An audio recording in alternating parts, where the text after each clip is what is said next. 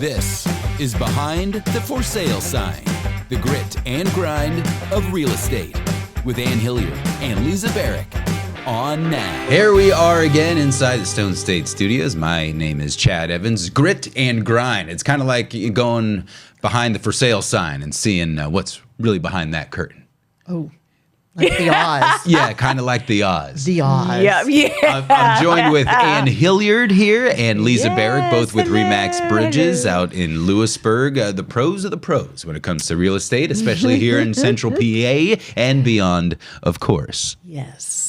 We want to thank everybody for their questions that they submitted, and I have them right here. So what we invite you to do is submit your questions on their social media platforms, mainly Facebook and Instagram, and they will answer your real estate questions on this show. Right? We do our best. You do our best. Yeah. And very excited to get going. By the way, if you're on YouTube, give it a subscribe, give it a like, give it a share, give it a comment, whatever you got to do. We appreciate it very much. Get this up to 20,000 subscribers and That'd be amazing. get you out of this real estate industry thing. And then There you next thing go. you know, you're just Get our sponsors. yeah. See, you know how it works. Are we even allowed to do that? I don't know if the real estate commission even allows that, but We're on a roll already because we just had like an hour-long conversation about real estate. we had a pre-show. Yes. Let's get right to it. So we have a couple of questions, some questions of my own as well Uh-oh. that I want to get going on. But Those are the ones that scare me. we're recording this episode here in December. How time flies when you're having fun. It's December already. Oh, my. Happy holidays, friends. How was your year of 2025? Ann, we'll start with you. Go. Kind of convoluted, really. Explain that to It's me. a good word. It was kind of. I mean, a lot of moving parts, a lot of training, spent a lot of time on new systems and processes that I'm working with the agents on to help them build their business. But so my sales business was kind of flat, but I think I've provided a bunch of good value for the agents to help them in 2026. Okay. So yeah, as your role over there, Lisa, Yeah.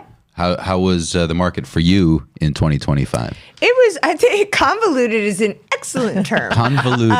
It was weird because it was like kind of slow and then it was crazy, like super crazy market. And then it just suddenly it was like, But you did way more commercial this year than you've probably done in 1 year. My ever. business was different from my typical business. No particular reason for that. It just happened. So yeah, a lot of what I was doing or what I did or I'm still doing this year was very different from traditional residential sales that I've done in the past. So, but I enjoyed it. It was nice. It was something a little bit different.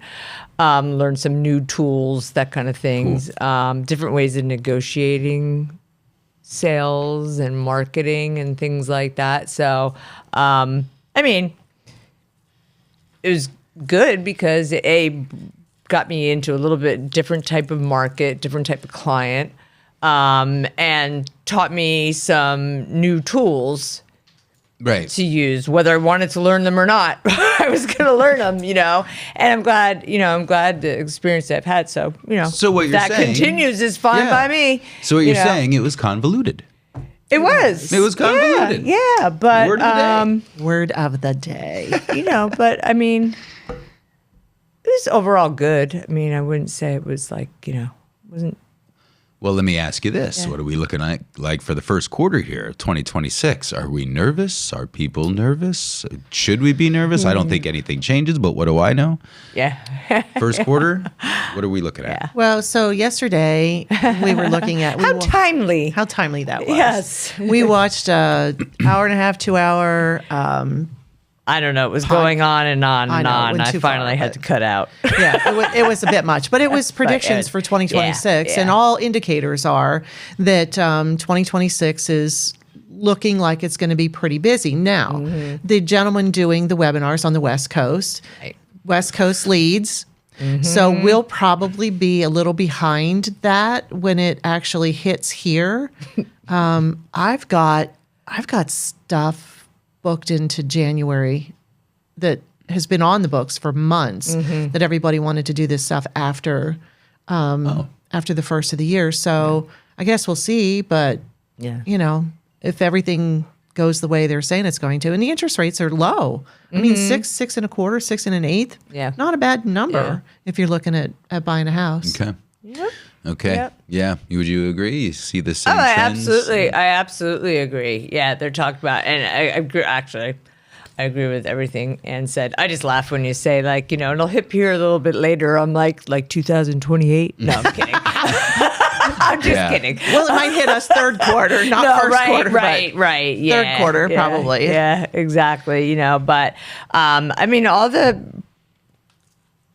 forecasts are very strong and very positive. Good. And you know what? When it comes to things like that, like the forecasts, the prognosticators, the economic experts, whatever, depending where you take your information from, you're going to get different kind of feedback.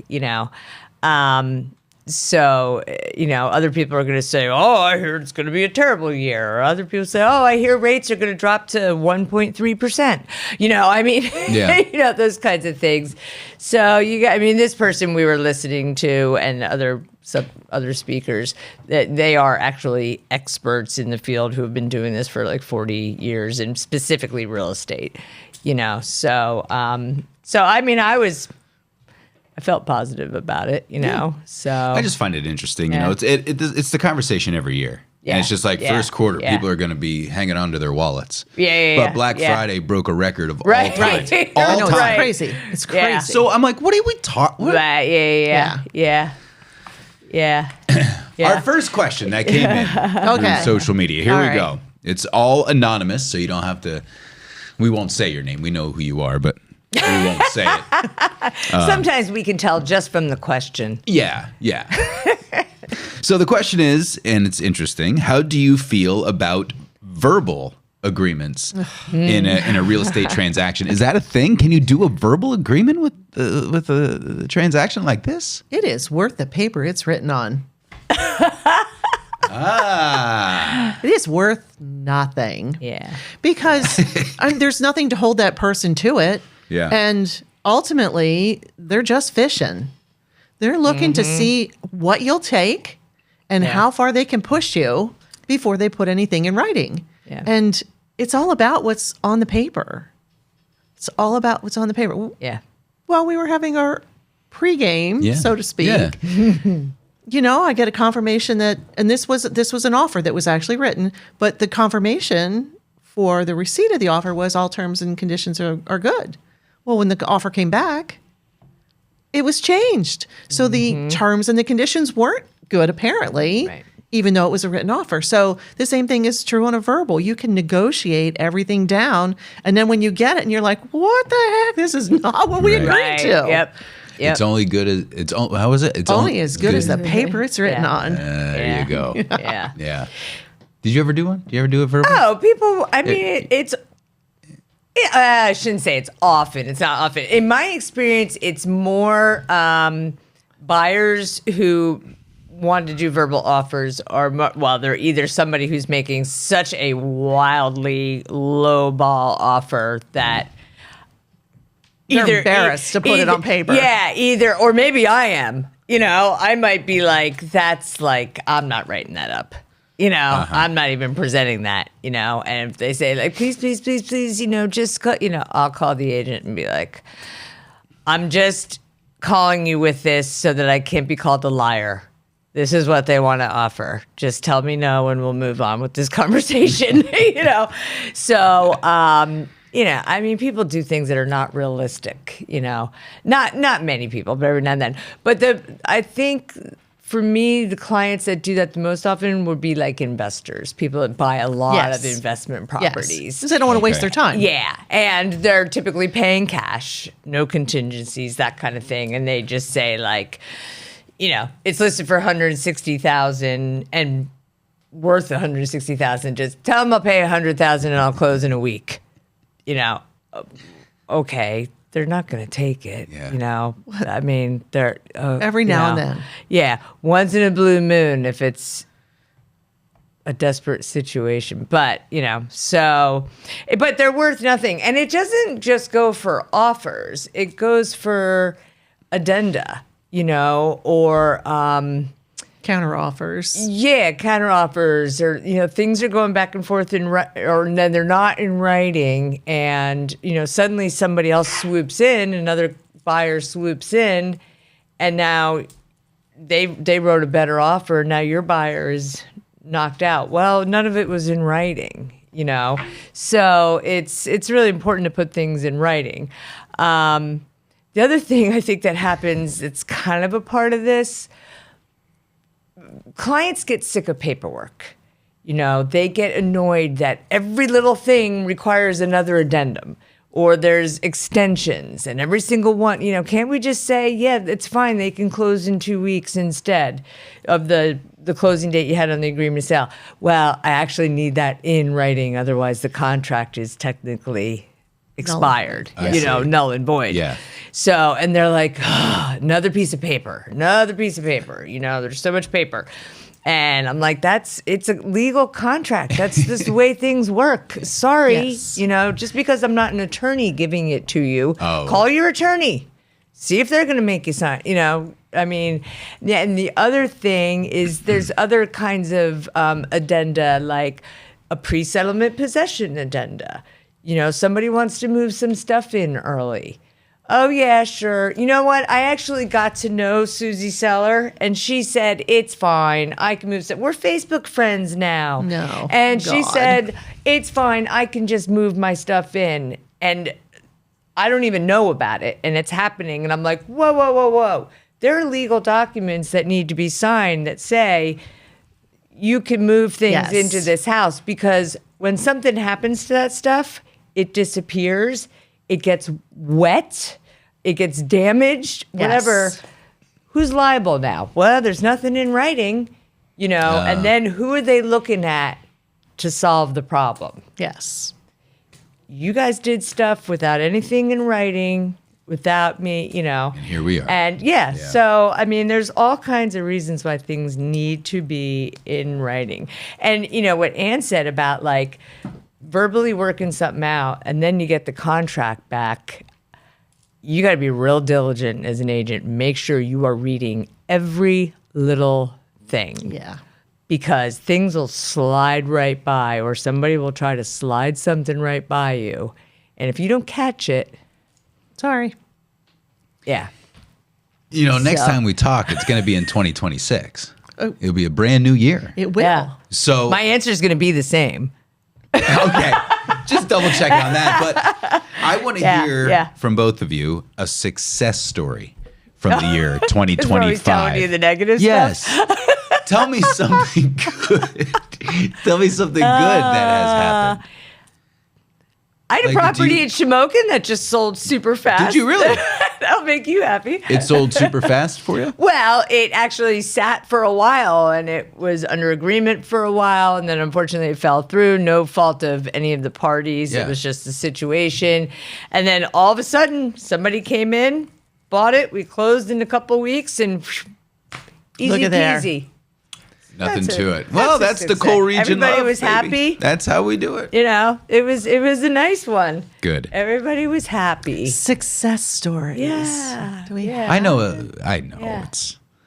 It's not as fun, but I like to. These hear are the kinds of questions that I think about. Like later on, I'll be driving and be like, "Oh yeah, Yeah. that one. Oh yeah, that one." But I can never think about it. I think of it like at a the good, time. smooth, clean, happy Yeah, experience. that- yeah. Well, we've had- I have. Yeah, I'm sure you had had several. some. I think more of them go smoothly than not. Right, but that's it's gonna be just my the next- ones that don't go smoothly that stand out. That's going to be my next question. So don't jump the gun. All right, sorry. But I want something good, Ann. Something positive. Something good. God, I not got bad. you. I knew it. Krebs, we finally got Ann. See that? God, I need to think about it a minute. Yeah. I'll let you think. All right, positive. How about failures? Did something... Let's go back to that positive. Okay, we'll leave the failure on a cliffhanger. Not a failure, but something that maybe didn't go your way. But Positive. Positive. It was just a transaction that I did. The seller called me and he said, my tenant wants to buy the house. And these are 60, 70, late 60s, early 70 couple, had never owned a home. Oh. And I haven't been to a closing in a long time where the buyers walked in and they were dressed up. And I said, "Oh, you guys look really good today. You're all dressed up." They were like, "It's not every day we buy a house." And they were so excited about buying. They've been living in the house for 8 years and paying rent. They had never owned a home. And they were just so excited about finally owning where they were living. That's fantastic. Yeah, and it was, obviously, there were a couple of hoops that needed to be jumped through, but it was basically they lived there. The landlord wanted to sell it. They wanted to buy it. Yeah, and it was pretty smooth. And you got your $50,000 commission check and off to the races. Yeah, no, I think I got like $4,000. That's a great story. Thanks for sharing. That's really, really cool. Yeah. And they're really nice people, Yeah. I can't say that about everybody, but they're really nice people. We don't have to name any names, but maybe what are some disappointments that maybe we had over 2025? Maybe something that didn't go exactly the way you wanted it to go. And if you have to think about it, that's a really good sign. I've had sales that have fallen through, not many, just a few, but there was all legitimate reasons for. But that's what through. Happens. That happens. Yeah, But honestly, the fall throughs in the last 3 years have been more prevalent than in the 10 or 15 before that. Yeah, I used to pride myself on the fact that I always closed. That we always closed. We were able to figure out a way to get through whatever the problems were. Yeah. But the last 3 years, I think there have been more fall throughs for a lot of reasons. People change their mind, or things happen in the inspections that are just insurmountable. Yeah. But I think that just is something that's a sign of the times, really. I think that's just really a sign of the times, that there are more properties that are falling through, and oftentimes it's through nobody's fault. It just is. Right. Yeah. Do you think it's because it's such a fast-paced I think industry? That's part of it. Yeah. You said, like the last 3 years, you've really seen an uptick with this. Yeah, I think that's part of it. I think some of it's buyer remorse. Absolutely. Yep, that's what I was going to say. I think that's that rush to I lost the last 6 houses I made offers on because of competing offers. Right. So now when something else comes on the I have to market, buy. I just have to buy it. Yeah. And then they really look at it and they're like, this isn't really what I want, you know? I see. And typically, I would say that their agent probably says to them, Are you as sure their you really buyer's wanna do this? agent, do you think this is the right decision for you? This doesn't meet any of of your parameters of what you wanted in a home. It's not even in the town you wanted. It's not in the school district you wanted. It only has 2 bedrooms. You need 3, all that kind of stuff. And they're like, no, I just want the house. And then, then they're not happy. Maybe they don't. And then they wake up. And then yeah. So, and that's a sticky situation because, We'll go back to a audience member question, an audience participation question. How do you respond? And we'll start with you, Ann. Oh, gosh. How do you respond I like it that way. to a seller who is not getting the price they want for their property and asks you to reduce your commission to compensate for their perceived loss? Which blows my mind. We were going over some of these questions beforehand, and I'm like, do people ask you to lower your commission to make this work? Well, yeah. Yeah, they do. And so, my response to that often has been, aside from no, But truly, a long time ago, the response that I was taught to give them is that if I'm so free to give up my money, what am I going to do with yours when I'm negotiating on your behalf? Yep.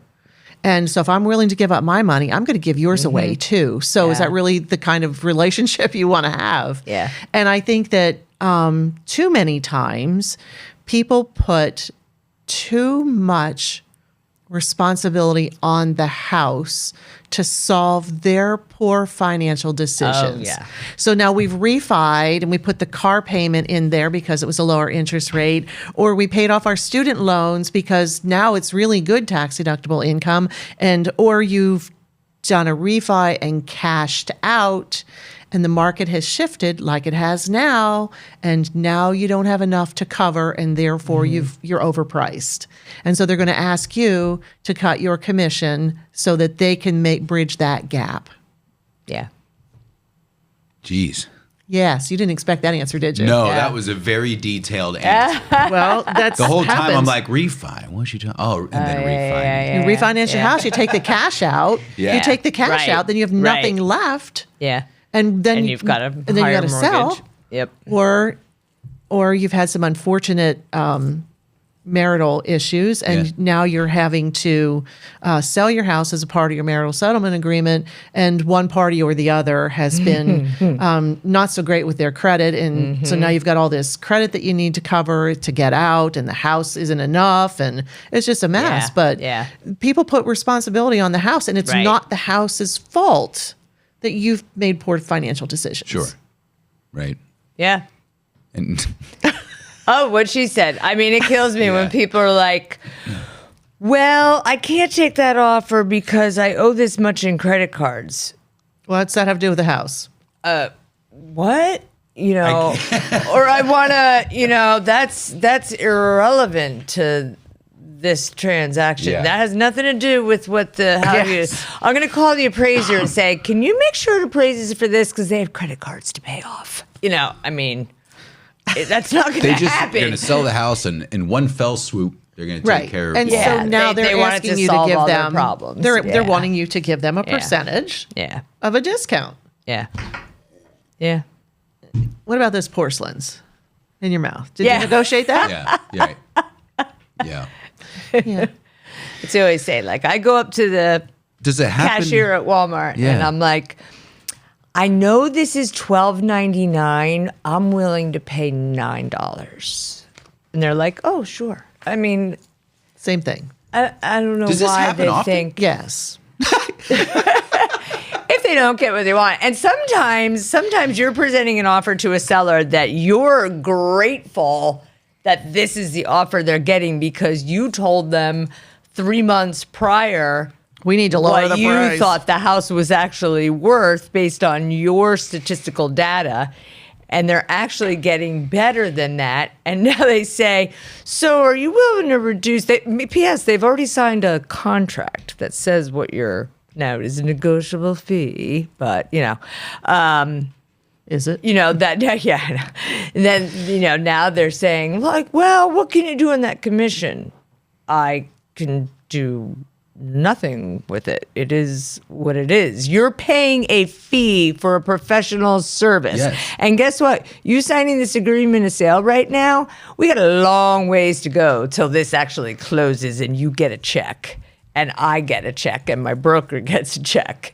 So don't be worrying about cutting the commission right now. We have a lot of other steps to get through. Yeah. And there might be some real entanglements and issues that I have to try, Ann has to try, whoever has to try, to navigate through and negotiate. And I'm going to have to use my expertise, I'm going to have to, all that to get this done. Do you want this to go to the closing table, or would you rather pay a cut rate whoever who could care less because you're underpaying them, Right. and it may or may not close, and now you just sit on the market? Okay. Well, yeah, that makes perfect sense. That's some of what I'd say. I think I just can't believe you'd have these Ann said- conversations. Ann said something the other day in a meeting that we had, and it was regarding another agent in our office relaying to us a conversation that she had with a co-broke situation and fees and things like that. And Ann said, go in knowing your worth. Yes. You know your worth. You take pride in your work. You take pride in how you do your business. You take pride in your education, your skills, your years of experience, your expertise. Don't accept somebody saying to you, well, I have those other things I want to pay, but suddenly you're not important or your brokerage is not important. So we don't really feel like we want to pay that. Well, then I don't really feel like I want to help you. Right. Yeah. I'm getting there. I'm getting to that point in my own line of work. We have to. I know I have to. Yeah. I do. Yeah. And I might have told you last time I saw you. I said I'm pumping the brakes in 2026. Yeah. I'm pumping the brakes. You have value. You have people. Depends on who you talk to. People are coming to you. People are coming to us, right, for a reason. Yes, they need a service. They need something done for them that they don't know how to do. I don't tell the mechanic I'm not going to pay him. I just want my car fixed. Yeah. Or whatever, service like that. The guy who comes to work on my computer. I don't know how to do it. Obviously, I have that person there. Whatever that bill is, I'm going to pay it. Right. Because that's what it's worth to me to get that done. So you want your transaction to go through? Pay the fee. You went into it knowing what the fee was. Don't try to reduce it now. Or take the risk of not having your goal met. Professionals get it done. They solve problems, and doggone it, we're worth money. Absolutely. Yeah. Absolutely. I have another question. Uh-oh. And I really want to know the truth. Do those signs work? Yes. Your signs. Absolutely. Believe it or not. Do these work? Absolutely. The signs. Signs are still statistically either first or second The best. marketing tool that an agent uses. Now, obviously, somebody on the West Coast isn't seeing your sign. Yeah. But that's what prompts most people to know that your house is on the market and what spreads word of mouth and that kind of thing. And it's not my statistic. It's a national statistic. I think it's from the National Association of Realtors. I absolutely believe it. Yeah. Well, I still tell people, the people that get auto emails from me or they're doing a search and they're looking in a particular area, I still tell them, drive by. Yeah. Oh, yeah. Drive by first. Yeah. And see if that's really where you want to be. And I'm a little annoyed when there's not a sign on a house and I drive past it 3 times, I'm going to show it. Because find it. Especially this time of year. Yes. When you're out showing and it's dark at 4:30. Yes. Yeah. But we get lots of sign calls. Mm-hmm. I saw your sign. Where? Which one? Yeah. That one. I'm like, it's got your picture on it. What road were you on? I like it. I get a little chuckle to myself when I drive by a business or a home that says for sale by owner. And it's just like a for sale sign. Like you get and I'm like scrawled. They're like, oh, they're doing it wrong. They're not doing it right. Well, so then just a point of reference. I think that our signs are really very definitive because not only does it highlight the agent, which RE/MAX is an agent-based brokerage. It calls attention to the agent, not necessarily the name of the company, because let's face it, most of the business is based because someone has done business with that agent in the past and they want to work with that agent. So it highlights the agent before it highlights the brokerage. And they're pretty flashy signs. They're flashy signs. They do not get lost in the dark like some of our competitors' signs are lost in the dark. You can't see them. Let me ask you this. Yes. How often do you change the signs? Or don't you? In terms of like the messaging or the image of the sign. Actually, Like- Remax just did a rebrand, Yeah. so they're pretty hot right now. They're pretty special looking. Did you get new photos taken? Absolutely, When's the new signs coming out? they are out. They're out now? Yes. Yeah. What was your pose? I don't remember. Did you do a I don't pose? know what's on my sign. Honestly, I don't know what's on my sign. I didn't unwrap mine. The agents With a lot unwrapped of different theirs. pictures. Yeah. Yeah. She gifted us, and it was Christmas in July. Yeah, July. it was That's October, awesome. but October. whatever. Christmas in Yeah. October. Whatever. So I went to a conference Yeah. and they had a pretty sweet deal on signs. And when they told me how much they were, I'm like, I'm buying. Wow. Here's my list. This is how many I want. Great. So that the agents could have the new fancy, hot looking signs. Because I think it's good for them. It's good PR it's- for them. Absolutely. It's good PR for them. Yeah. It's good for the business to keep your brand up and sharp. Absolutely. Yeah, it's And- the name of the game. And sometimes I encourage them to take listings that they might not otherwise give consideration to, because it's a Right. great place for a sign. It's high visibility. Yep. It's high visibility. Yeah. It's like, well, it's pretty. I mean, there's a lot of cars go past there. You Yeah, might want to think about that. If you yeah. can get them at the right price, Yep. you might want to think about that. Yeah. Yep. Yeah. Signs work. You know, Absolutely. Yeah. like roofing companies, all these, contractors and Yes. everything else for sure. Yeah. They're Oh, working on yeah. the project. And it does work. For Yeah. sure. I mean, it works with me. It resonates, It's if after a extremely while I'm like, traditional advertising. there's somebody I Print. see all the time. I need roofing done or whatever, but Right. yeah. Wow. Yeah. Yeah. It's somewhere it's- it gets embedded in your brain somehow. So the men in yeah. our office, they were pretty adamant with their previous signs that they did not want their faces on them. Yeah. I didn't give them an option. Yeah. They didn't want their faces on No, them? they didn't want No. their pictures on them. What's up with them? Those funny duddies. I don't know, but That's what's fun. It's a self-conscious thing. I used to be that way until I came to Remax.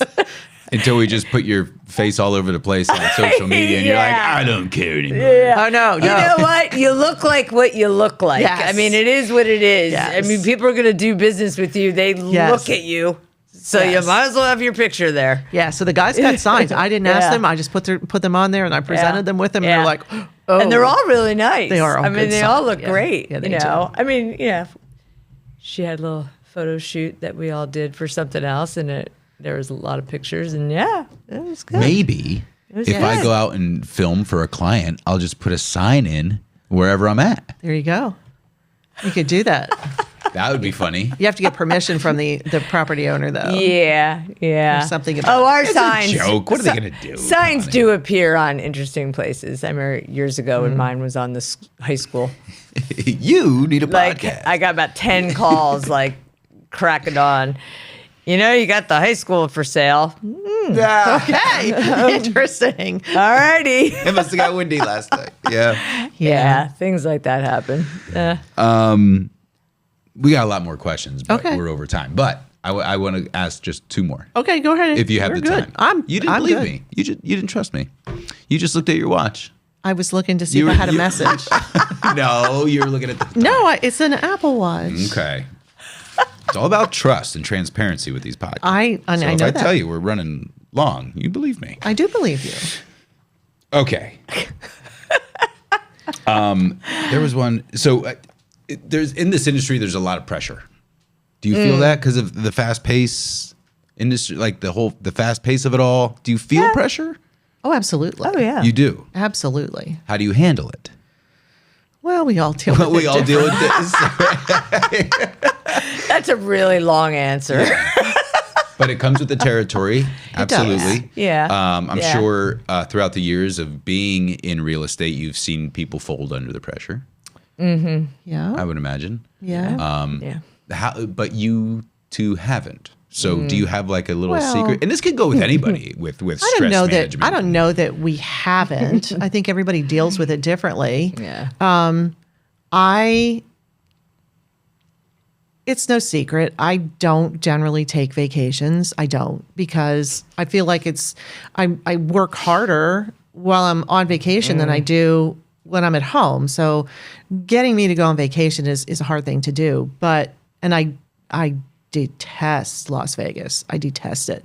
But our conference is in Vegas.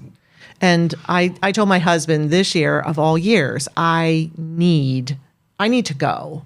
I need the refresh. I need the cheerleading session. I need those 10,000 people around me that are energized to do this crazy business. And I'm going to go. I'm going to go. I hate Vegas, but I'm going to go. Do you want me to go and report back? And I'll come back and do a whole cheer for you and everything. No, I'll go. Sounds amazing. Oh gosh, but no, seriously. I find that going to some of the conferences does give me a reset, and that's what I told Dave. I said I need a reset this year because it's been a lot.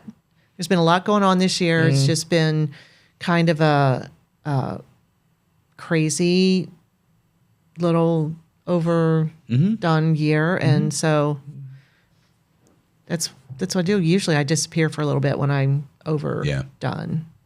Yeah. I feel a little burnout this year. This is the busiest year for me. Yeah. And this month I'm trying to just chill. Yeah. But you know, I don't want to turn the faucet off. Right. You know, No, that's a very scary right. thing. That's the hard part is finding that balance. Yeah. Finding that balance. I think, the thing is, and again, we've talked about this in prior shows, I think the general public doesn't understand that as an agent, you are your own business. You are an independent contractor. We're not getting a salary. Right. There's no income you can depend on. You're not getting any benefits. You're not getting a retirement. You're not getting health insurance. You're not getting any of that stuff. So it is stressful. I mean, it's scary because you got to keep a roof over your You head. have to produce. Yep. The very thing You that don't have a you're choice. promoting and helping people with, you need to be able to do for yourself. And this is how. This is how we make our living. This is how we, this is our job. So, and there are things that are really wonderful about it, but it's like, there's other things that are really scary about it sometimes. And, if the market's really slow or things aren't going right. You start getting anxiety because you're looking at, and agents never really, or they shouldn't be. And I would imagine it's the same with your business. You're looking at what's booked ahead. Yeah. Yes. What's coming up. So what's coming up 2 or 3 months from now? None of it's guaranteed. No. It could all fall apart. You never know. Verbal agreements within because my it's industry. not under your control. None of it is under my control. There's other people that are making those decisions. I try to do as much as I can, but I can't control it all. So that means that my income is beyond my control. So I might go 3 months without getting a paycheck. I had 6 deals in 1 week, Tank. Yeah. 6 deals in 1 week, Tank, this year. So when you start to look at the income on that. That's like I am leaving and not coming back for a while. Right. Yeah. Seriously, it's like, what the heck? What is going on? What did I do? 6 deals in 1 week, tanked, out the door, done. Yeah. I'm like, okay. And no fault of your own. No fault of your own. they It's just- just there's different situations that happen, and it is what it is. Like, why did I come to work this week? Yep. Right. It's frustrating, but you can't get too caught up in it. You can give yourself an evening pity or party. a day to wah, and then it's like, you know what? Now I got to work even harder, Right. Because now I got to make up for all of that, and I got to go generate some business. I got to get some more listings. I got to get these things sold. But it is. You have anxiety no matter what, just like you do running your own business. Just like somebody, I can't imagine being in the restaurant or bar business or something like that. Like you live there. Like anybody who owns their own business and that is their livelihood. Yes. It's scary. Yeah. There are times that I'm It is. like, why didn't I just get a regular job that has a salary and benefits. But you know what? These days, that's not guaranteed either. Absolutely You know, not. people aren't going and working at the same place for 40 years and getting the gold watch when they leave. Right. I mean, you know, lifestyle has changed, industry has changed, all of that's changed, you know. Most everybody's doing gig work. They're not doing the traditional 9 to 5 Yeah, because absolutely. they're not guaranteed. Like you said, they're just Absolutely. not guaranteed. Absolutely. You know, a lot of people have side hustles because they're still not making ends meet, you know, with what they're doing. So whatever. But so yeah, it gives you a little anxiety. It can get you down if you're really frustrated, but then it can get you really up if things are going really well. You feel really positive about it's like anything else in life, and Well, just kind of deal with it. Diamonds are formed under pressure. Oh, Guess we're some jewels. We're just diamonds in the. I'm like the Hope Diamond by now. I'm kidding. Well, this is But fun. yeah. So did we hit our goals personally and professionally in the year 2025? No. No. No, but no. Mm-hmm. But I know why. Right. And I know what needs to be done to change that. So, you know, Right. am I sad that I didn't make it? Well, you know, I made a little less money than I was I had on the books, but That's the way it goes. you know what? I laugh more, sleep better. Yeah. Yeah. I am not angry as soon as I walk in the door. I'm not going to have a damn heart attack. It's all good. Yes. It's Well, worth that's a it. positive. It's worth it. Yeah, Lisa, how about you? Personally, professionally, did you hit your mark? Personally, yes. Yeah. It's been a really good personal year. Yeah, good. Yes, So it that's has. worth And that's to everything. me the most important. Yeah. Professionally, I had a certain goal in mind. I didn't meet that goal, but I'm not totally negative about it. I mean, it would always be nice to have Yeah. a little bit more in the pot, but you know, but I'm not feeling totally negative about it. I'm feeling positive, that there's good things to come. And But you put some good systems in place to help you with that too. and actually I'm learning. I mean, it's the old, like, you know, you can teach an old dog new tricks, because I'm learning a lot of things that Ann's bringing in and Remax brings in, and you know, etc. So I'm rehoning some skills from back, you know, 30 something years ago. You know, going back to basics on some things. And I think they that's made money. important. Yeah, I think that's important to remember what things you did that started your success. I think it's also good to realize what things you no longer do, because they never were going to give you any success. They just burned up your time and your energy and made you bitter and resentful, and you were never around and didn't have a life. Right. Now I try to prioritize my life over my business. I work to have a really good life. There you go. And it used to be the other way around. I see. And I'm not Yeah. doing that anymore. I see. I hope that's Yeah. so. It's been a good year. Yeah. Merry Christmas. Thank you. And Happy New Year. Yes. Happy New Year. I would invite you to our Christmas party here at Stone State, but we're not going to have one. Thank you for your time, Ann Hilliard, Lisa Barrick. It's the grit and grind behind that for sale sign of the real estate industry here in Central PA. Thanks for joining us today. Thanks for watching. And those questions, get those questions into these two ladies, and they'll answer them for you on this podcast. Until then, we'll see you next time.